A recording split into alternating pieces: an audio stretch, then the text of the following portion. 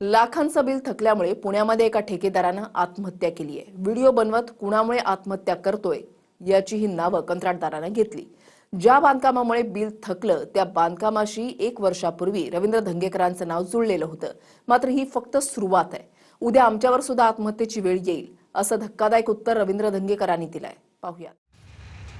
ज्या बांधकाम कामाच्या जाचामुळे रवींद्र धंगेकरांनी काँग्रेस सोडून शिंदे सेनेत प्रवेश केल्याची चर्चा रंगली होती, त्याच कामाचे पैसे थकल्यामुळे पुण्यात ठेकेदारानं गळफास लावून जीवन संपवलंय।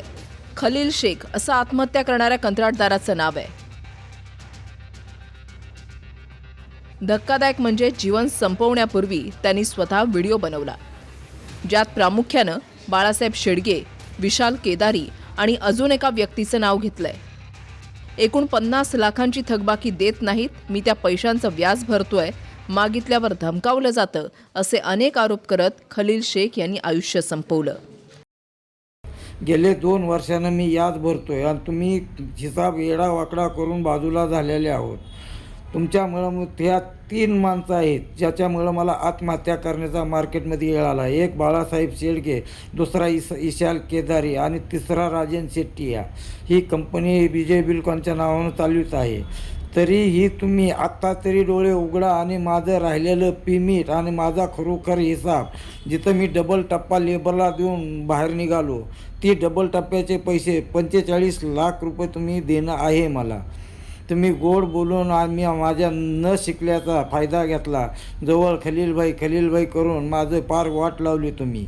धन्यवाद। ही व्हिडिओ मी वारल्याच्या नंतर, मी आत्महत्या केल्यानंतर तर येवं बघावं आणि काय पेमेंट आहे तो देण्याची इमानदारीनं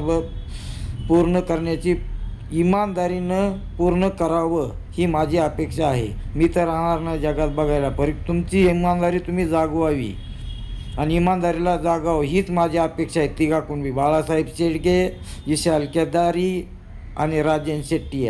बाकी मागं तर झिरके भरपूर आहेत तुमच्या। बाकीच्याचं नाव घेण्यात मला काही पॉईंट नाही। विशाल केदारीनं तर पारच बर्बाद केलंय मला।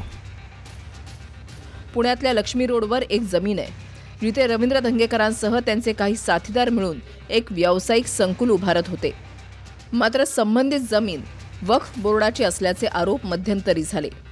गेल्या विधानसभेच्या वेळेमध्ये त्या जमिनीचा मुद्दा तापला होता। राजकीय हेतूनं आरोप होत असल्याचा दावा रवींद्र धंगेकरांनी त्यावेळी केला होता आणि त्यानंतर काँग्रेसला सोडून धंगेकर शिंदेच्या शिवसेनेत गेले। विशेष म्हणजे खलील शेख यांच्या आत्महत्येनंतरही तेच लोक अजूनही त्रास देत असल्याचं धंगेकर म्हणतायत। आणि हा फक्त प्रोजेक्ट रवी धंगेकर आणि मी आमदार झालो एवढेच आमचं पाप झालं आणि त्या पापामुळे ही सगळे संसार, म्हणजे तो बिचारा गेला हे दुर्दैवीच आहे, पण त्यावर अजून 4 जाते, हे थांबणार नाही, सुरुवात झाली। आणि माझ्या स्वतःच्या फ्लॅटला सील केलं बघा कोर्टाने, लोन भरलं नाही तर। जलील जे आज गेलेत त्याबरोबर आम्हालाही जायची वेळ आली, अशी परिस्थिती याच्यामध्ये निर्माण झाली। कोण आहे म्हणजे हे सगळं तुम्ही त्रास देणारा कोण? तुम्ही जसं म्हणतायत तुम्ही त्यातनं बाहेर पडलात किंवा तुमच्या प्रोजेक्टला त्रास दिला जात होता, आत्ताही तुम्हाला तुमचं फ्लॅट सील, कोण त्रास, कोण ते काय नावं घ्या ना? विरोधी पक्षामध्ये जे काही गोष्टी आहेत नावं घेत नाही। आता नावं आता यासाठी घेत नाही की माझ्यामुळे अजून परत त्रास व्हायला नको। मी रवी धंगेकर एकटा असता तर मी कुठेही गेलो असतो, पण माझ्यामुळे मला माणुसकी आणि एक भीती अशी वाटते की माझ्या मित्रांना माझ्यामुळं जो त्रास झाला याचं पाप तर माझ्या डोक्यावर आहेच, पण तो अजून माझ्यामुळे त्रास होऊ नये म्हणून मी तुम्हाला सांगतो, बाळासाहेब शेडगेंनी ज्यावेळेला एका बाईटमध्ये म्हटले की मला आत्महत्या करायची वेळ आली, त्यावेळेला त्यांनी म्हणजे मी पक्ष सोडला मैत्रीसाठी की नको आपल्यामुळे यांना त्रास झाला। मी शिवसेनेत गेलो की म्हटलं हा त्रास कमी होईल, पण अजून हा त्रास काही कमी झाला नाही। शिवसेनेत जाऊनही तुम्हाला त्रास कमी झाला नाही, जो त्रास व्हायचा तो होतोच। खलील शेख यांचं कुटुंब आत्महत्येमागे बाळा शेंडगे यांचं नाव प्रामुख्यानं घेत आहेत।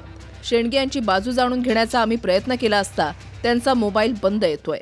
दरम्यान खलील शेख यांना आत्महत्येला प्रवृत्त करणारे आणि धंगेकर बोट दाखवत असणारे लोक नेमके आहेत कोण, त्यांचाही छडा लागणं गरजेचं आहे। मी विधानसभा निवडणूक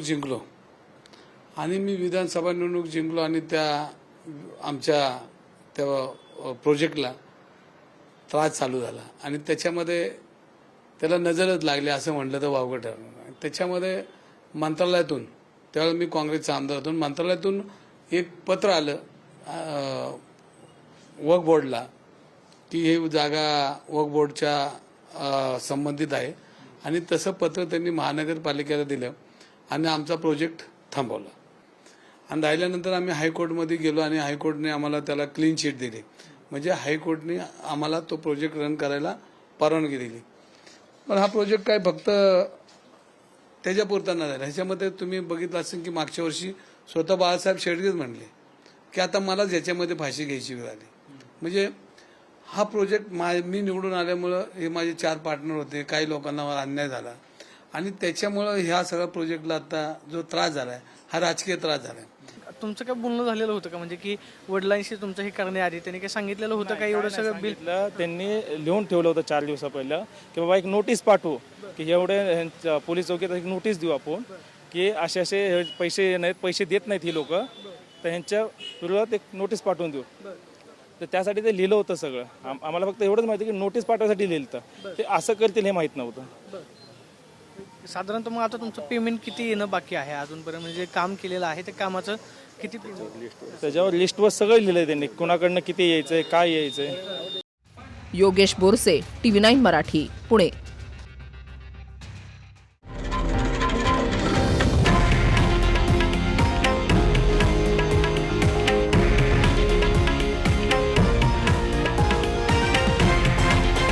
हे आहे देशातील नंबर 1 न्यूज नेटवर्क आणि आपण पाहत आहात TV9 मराठी, एकमेव.